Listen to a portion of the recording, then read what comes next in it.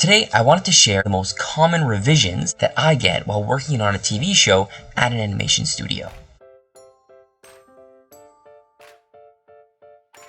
Working in a studio, you're basically going to get revisions from your supervisors on every shot that you do. There are some revisions where you can't really do anything about them. It's kind of just the difference between your skill level and your supervisor's skill level. Maybe they will see how you can push your poses more or push your expressions to read more clearly. They're also a necessary part of making the show the best it can be. But if you keep getting the same revisions over and over again, you may have to take a step back and figure out what you can do differently. That's kind of my problem right now.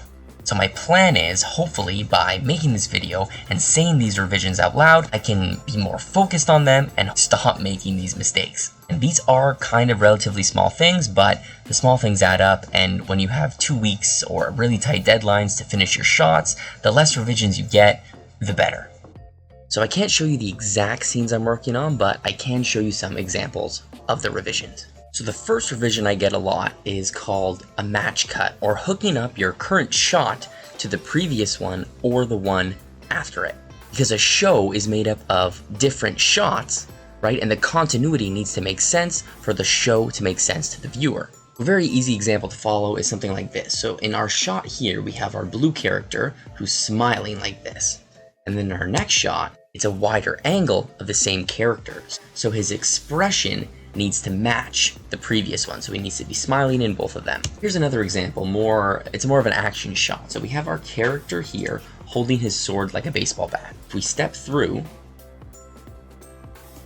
we go to a wider shot, but notice his pose is still very similar. He's still in that baseball bat position, so it hooks up. So now, as he steps through and swings, the scene cuts again, and he finishes the swing here. As he goes to swing, the spacing is pretty even. So when we cut to the next shot, there's no real break in the action, so it's smooth to the viewer.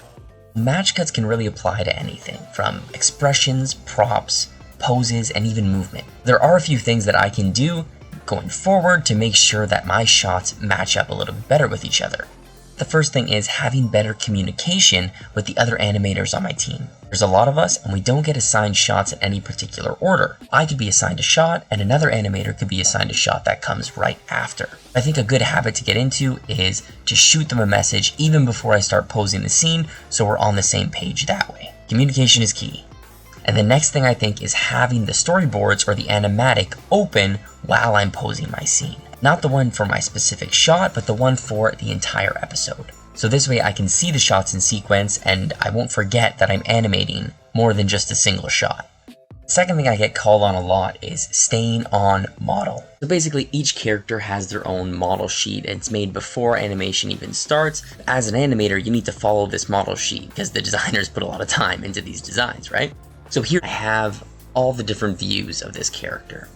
So when I'm drawing this character or animating this character, let's say I started to make his jaw a little bit longer like this, or his bun a little bit longer. Pretty soon, he wouldn't really look like the same character anymore. And even for cutout animation, using deformers and things like that, the rules still apply. So what can I do to stay more on model? I think the first thing, no brainer, is to have the character designs open while I'm posing and animating my scenes. And hopefully, as I get more comfortable with the show, I'll need to reference those designs less and less. And also paying more attention to what exactly is being revised. What are they telling me is off model? And I can focus in on those things specifically and fix them. And the last revision that I've been getting a lot is eye direction. I can't seem to figure this one out. All this is exactly how it sounds. When two characters are interacting in a scene, or even one character is interacting with a prop or something, the eye direction needs to read very clearly what they're looking at. For example, if these two are talking to each other, it's pretty clear with their eye direction where they're looking. So extreme example, if it was more like this, it doesn't look like they're interacting with each other at all. It's very clearly that this guy is looking this way and this person is looking that way. I think this comes down to just being careful and being more vigilant of what's happening in the scene. But what I'm also going to start doing, I think, is I'm actually going to start drawing lines between characters' eyes. I know this is a very drastic measure, but it's going to make sure that they're looking at each other. I can't really think of anything else that would help me in this case.